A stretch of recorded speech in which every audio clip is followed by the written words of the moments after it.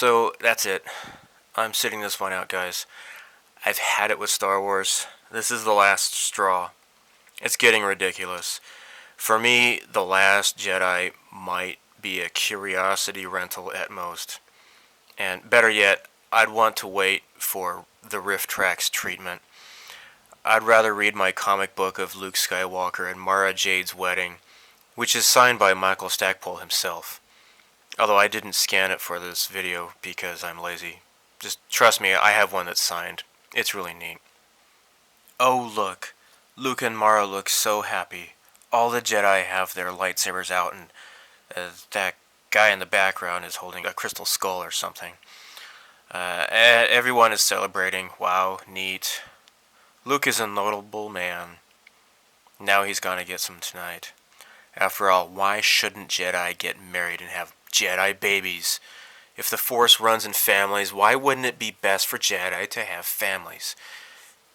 Gosh, I hate the prequels.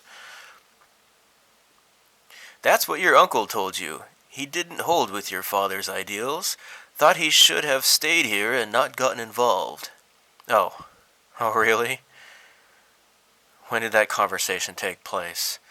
So Anakin wanted to leave Tatooine and fight in the Clone Wars, and Owen wanted to stay behind? Yeah, stupid prequels. Anyhow, a couple years ago I did a video review of The Force Awakens. While I gave the movie a B-, I said it was still 3 times better than all 3 prequels movies put together, combined. Man, that that video pissed off plenty of people. The dislikes to ratio, the dislikes to likes ratio are like 2 to 1 for that video. If you haven't seen it, feel free to look that video up and thumb it down too. In that video, I stated that the movie was contrived and that J.J. Abrams was a hack fraud, but that the movie was fun. I went into the theater expecting to hate the movie, but I ended up liking it. I didn't care about the Starkiller planet thingy, and I thought it was dumb. I didn't care about Snoke, and thought he was boring.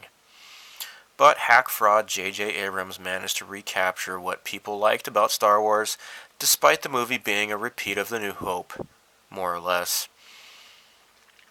As I mentioned in that video, Abrams had the sense to bring in Lawrence Kasdan, and he co-wrote the movie with him. The Force Awakens was not very original, but it was fun. They failed to explain why the Resistance was called the Resistance, and failed to explain why the movie did not feature Coruscant as the heart of the Republic, which was established like in high school when I was, in high school with the Timothy Zahn books, Heir to the Empire. Anyhow, I still like the film. And then along came Rogue One. I was very hesitant with this one, and I was convinced that I'd hate it. The trailer was full of stuff I thought was crap, especially with terrible lines in it. I thought this was a rebellion. That's what I do. I rebel. Gosh. Yeah. So I mentioned this in a video last year, just before that movie was released. So the writer of the Rogue One movie, he felt the need to spew his delusions of OMG, Trump is literally Hitler, Rufflemau. That's crap on Twitter. Pointing out that the Empire is a bunch of white males and the movie stars a female character with a diverse group of comrades. Oh, crap. So this race-baiting bullcrap sparked a huge online backlash, and immediately the libtards were saying, if you don't like this movie, then you're a racist, misogynist Nazi. Never mind the fact that one of the biggest voices endorsing the Rogue One boycott was Malik Obama, the half-brother to President Obama, who is obviously a bigger fan of Trump than his commie half-brother Barack Hussein Obama. Except that they aren't blood related, since President Obama's real father was most likely the communist activist Frank Marshall Davis, and is probably the reason behind the fake birth certificate. His name was likely changed to Obama later, just as it was later changed to Soetoro. And and that birth certificate is easily proven to be fraudulent within moments with minor Adobe skills. But I digress. So I figured I would have hated Rogue One, but I ended up loving it. Rogue One was a fantastic war movie in the vein of Saving Private Ryan, which just happened to be set in the Star Wars universe. I certainly had some minor complaints with it, like the fact that an Imperial pilot would definitely not have a ponytail. I really would not have even noticed the so-called diversity of the characters without being explicitly told about it, because it wasn't contrived or condescending. So what if the protagonist was a girl? I don't care. The story's about a father's love for his daughter. I love the movie. I rented it and watched it on Father's Day this year, after seeing it in the theater like a year ago in December. So it turns out that the actor who played the Imperial pilot guy who was mind raped by the psychic octopus, it turns out he was Arabic. I never would have known nor cared. It turns out that what's his name, Prince Caspian or whatever, he was Hispanic, the actor. I didn't know that, nor did I care. So my point is that most people, except for these condescending liberals, do not give a crap about other people's ethnicity. And if you have people with different ethnicities in a movie and it's natural, nobody cares. But when these sanctimonious assholes have they feel that they have the obligation to point out the ethnicities of everybody in the movie, and try to show how, well, this is because America is such a racist country and you need to learn a lesson on not being racist. Then that's when everybody starts exercising their middle finger muscles. At first, I didn't like the main character. What's her name? Jenny Turbo. Yeah, I think that's what her name is. Sounds Star Warsy. Yeah, Jenny Turbo. Yeah, that's got to be it. Anyhow, so Jenny, she grew on me, and as well as Prince Caspian. They turn out to be very intriguing characters, and I really cared about them at the end. That was just a really, really great ending of the movie. And seeing Red Leader and Gold Leader together again, that was really cool. That was a really fantastic touch, how they put them in the movie. Gosh, I freaking loved Rogue One. I was afraid that Vader would have felt shoehorned into the movie, but he was great in the movie. So after that, Rogue One, I was convinced that Star Wars was in good hands. Despite the writers being virtue-signaling libtard nincompoops, they managed to be, pretty good at making a great movie. I honestly couldn't care less about the political views of a movie's maker if it turns out that the movie's great. And incidentally, I finally bought the Blu-ray of Rogue One online from America, and it should hopefully arrive sometime soon. But I held off buying The Force Awakens on Blu-ray because I knew that my appreciation for that movie would hinge upon how well they filled in the plot holes with the following movie. And it depended on what direction that they took it. If the episode 8 was going to be just a rehash of Empire Strikes Back, then I'd be like, forget it. This is just getting stupid. In a way, though, I guess they kind of did with the AT-AT walkers, or whatever they're called in this new movie, those gorilla things, whatever. So, first thing, The Last Jedi. The title of that movie, it just, from the very first time I heard it, it just did not sit well with me. And again, as I expected, the trailer just did nothing for me. The trailer for The Force Awakens didn't do anything for me either. It's like, oh, look, the Millennium Falcon, it's being chased by TIE fighters, big deal. And like I said, the trailer for Rogue One annoyed me. I thought that the trailer to Last Jedi was crap, and I figured that, I would probably be pleasantly surprised if I keep my expectations low. But I had so much doubts about this movie that I figured that I needed to spoil the movie for myself to see it to see if it would be worth watching. Well, I have spoiled the crap out of this movie. And I've decided that I am not going to waste my money to go see this train wreck in the theater. They do not deserve my money. Where I live, I have to take the expressway.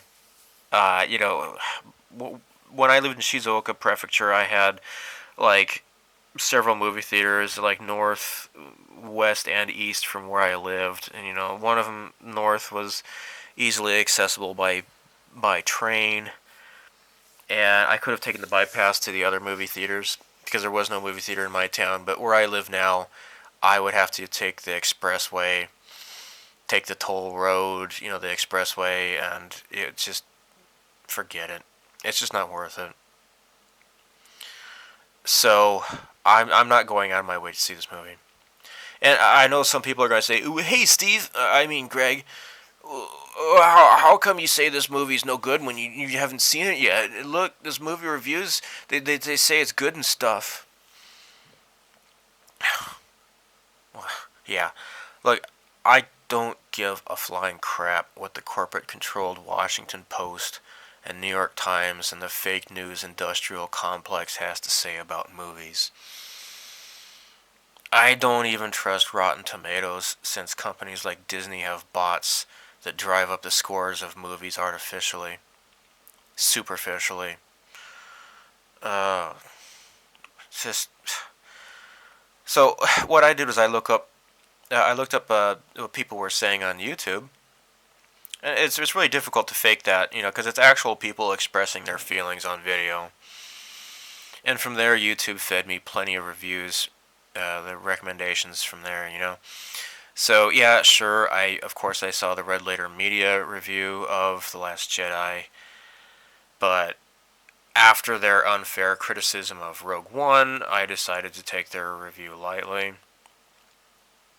But it turns out everybody is saying the same thing. Everybody has the same complaints about this movie. And, Star Wars fans, we want more than just spaceships blowing up. But we also, for most of us, we don't want lectures on social justice conceived by delusional Hollywood vampires either. Anyone who claims that this woman, that Kathleen Kennedy, that she wouldn't ever dream of politicizing this movie, they're fooling themselves. So I watched several. I've watched maybe about at least 4 hours worth of reviews of this movie. I watched 2 reviews from women who were sick of the forced feminism in this movie. I saw one guy, a black guy, who was incensed at the forced diversity in this movie. These are real people, real fans, not people who work for some phony, failing, circle jerk newspaper. So, with Force Awakens, I had faith that Rey wasn't just some Mary Sue, and I figured that she must have had some sort of badass training as a child, and, maybe her memories were erased or something like that to help conceal her identity and hide her on that desert planet. Jakku, I think it was called. Maybe she was related to Ben Kenobi. That's what I thought so. And, some people, I didn't hear about this till later, but there was a theory that maybe she was a descendant of Emperor Palpatine. No, according to this new movie, it just turns out that she's just somebody, just some nobody, and that she is just a Mary Sue after all. So, Lawrence Kasdan helped The Force Awakens turn out to be good, despite its flaws, but you'll notice that Kasdan wasn't involved in this new movie at all. And it was written and directed solely by that guy who did Looper. I've never even seen that movie. So now The Force is turning out to be some Harry Potter type thing, which anybody apparently can use, because the Force is for everybody. Oh my. I'm not sure if this is any better or worse than the whole midi-chlorian thing. Both directions is just totally stupid. Okay, so for New Year's, I am staying at my in-laws' place in the mountains of Nagano Prefecture, Japan. And my mom-in-law, she came to stay with us for Christmas, and we talked about Episode 8, The Last Jedi, and you know she wanted to see it, and I told her that after listening to what everybody else is saying about it, I advised her to just wait for the movie to be on rent, at the rental store, because actually Japan still has video rental stores. Yeah. Uh, um, yeah. What was I saying? Oh yeah. So this morning, my sister-in-law Yukari, she asked me if I'd seen the movie yet. I said no. She said that she saw it on opening night, and she said that like her reaction was like, "WTF?" She said that she hated The Last Jedi, and then her husband Taka wanted to see it, and despite her low opinion of it, he wanted to see it for himself. So she went with him to see it a second time, and she said that halfway through the movie, her husband was like, "Let's just leave." He didn't want us to finish the movie, and he wanted to go home, but I guess he ended up just watching the movie to the end anyways. But yeah, halfway through the movie, he was ready to walk out on it. He thought it was so stupid. So, this morning, Yukari, she told me that there's a petition on change.org to have Episode 8 officially stricken from the official Star Wars canon. Nice. So I signed that petition. She did as well. And it looks like it'll soon reach its 75,000 signature requirement. So, for The Last Jedi, I have been avoiding all media related to this movie, like, this entire time, up until recently. And apparently, Mark Hamill has been saying all along that he's expected this Last Jedi movie to be a dud. In so many words.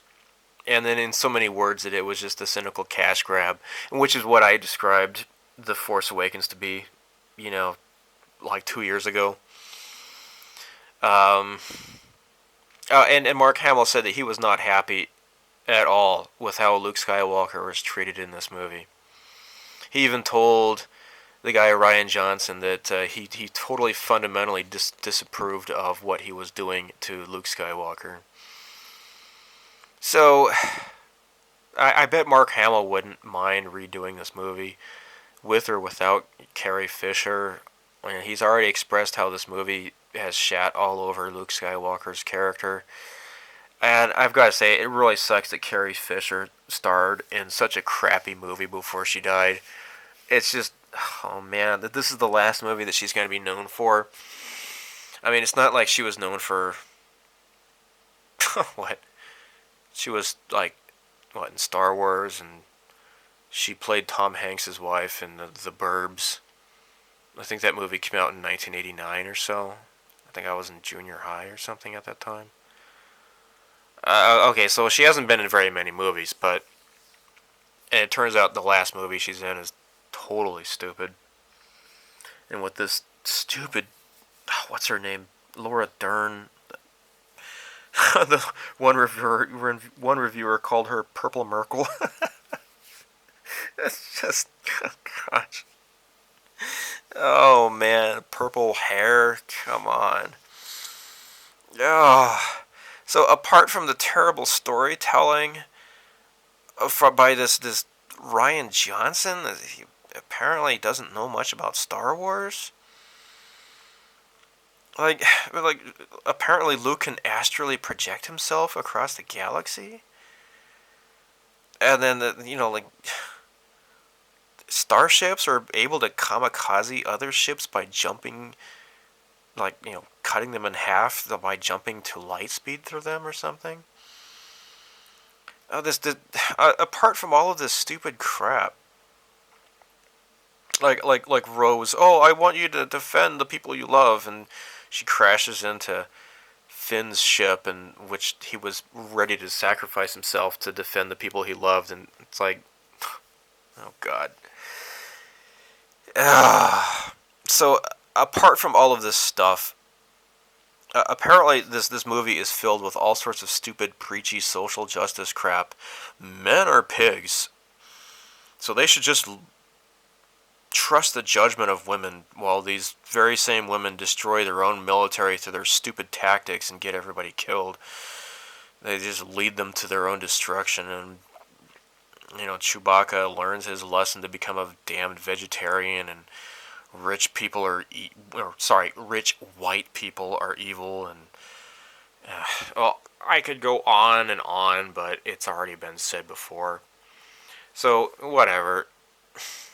I don't really care much about most of all that, but what really kills me, the one deciding factor that I'm like, forget this movie, I'm not going to see it, is Yoda shows up in this movie and tortures the Jedi library.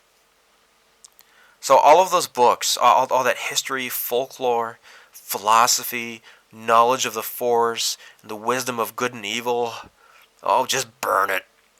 Let's destroy history and forge a new future. Oh, Palpatine would be proud. Apparently Yoda's doing the work for Palpatine for him, I guess. It's just, oh gosh, burn the books! Burn all the books! Yeah, this is a perfect shit-lib dream come true. Burn history! See this button? Don't touch it! It's the history eraser button, you fool! Oh gosh. There are books that have led to the oppression and genocide of millions and millions of people. There have been books that have just resulted in the flat-out murder of hundreds of millions of people. But I would not even recommend... I don't even believe in burning those books. In this age of history revision and tearing down monuments and statues, and I'm reminded of what George Orwell said. He said, "He who controls the past controls the future. He who controls the present controls the past." The implications of social justice is frightening. And what I watched Sargon of Akkad. He did a review on this movie, and I wrote down what he wrote. He said, all of this moral authoritarianism is justified in the Force or the Last Jedi. It's justified through the ethics of altruism, with the women condescendingly acting like they simply know better, despite the fact that all of their decisions end up with the resistance in a worse position than they were before, until the matriarchy is ultimately crushed by the space Nazis' patriarchy. That's very good.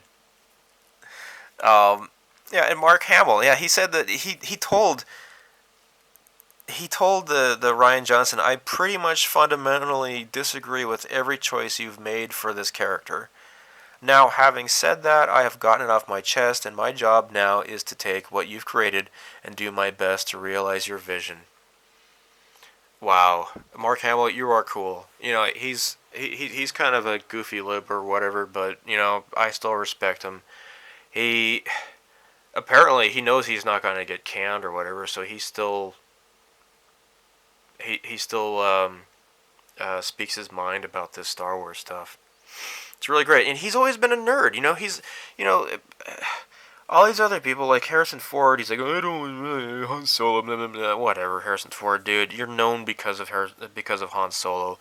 You're known because of Indiana Jones. You're known because of Rick Deckard, and he doesn't like the fact, but it's true. Meanwhile, Mark Hamill has always embraced Luke Skywalker. And even though he was typecast, yeah, he's never really walked away from Star Wars. So anyhow, and I've seen this online too. The counterattack for people who are defending this Last Jedi movie. I'm so sick of this stupid ad hominem attack of, if you don't like Episode 8, you're an alt-right Nazi. No, we are decent people who respect women and human life, and we don't like being condescended to by these sociopaths in Hollywood who live in their bubble of forced fellatio and bizarre symbolic cannibalistic rituals. These people who lecture us little people about respecting women and the sanctity of life. These people worship Planned Parenthood's Margaret Sanger, who was a member of the KKK and supported Hitler. They tell us white men are all pigs, when they're the ones who live in a world filled with white men who sexually harass women. We don't do it, they do. No, we aren't the ones who give standing ovations to pedophiles like Roman Polanski, who butt-raped a young girl in Jack Nicholson's hot tub, and constantly run defense to hide the rampant criminal pedophile empire within Hollywood that is being rapidly exposed and destroyed as time goes on. We like women. You know, we sci-fi nerds, we all love it every time we see Ellen Ripley holding a flamethrower strapped to a pulse rifle. You know, or when she steps out in the power loader and says, "Get away from her, you bitch!" We love that, okay? So, the people who can take their, "if you don't like a strong woman in leading roles, you're a caveman," they can take those accusations and shove it. I'm an American living in Japan. My wife is Japanese, and we have a biracial, bilingual family. I don't need a bunch of stuck-up Hollywood elitists lecturing me on how I need to accept more diversity when they live in their homogenous bubble. Gosh, I'm reminded Yoda's like, "Pass on what you have learned." Nah, Rey is a woman. She's got it all figured out.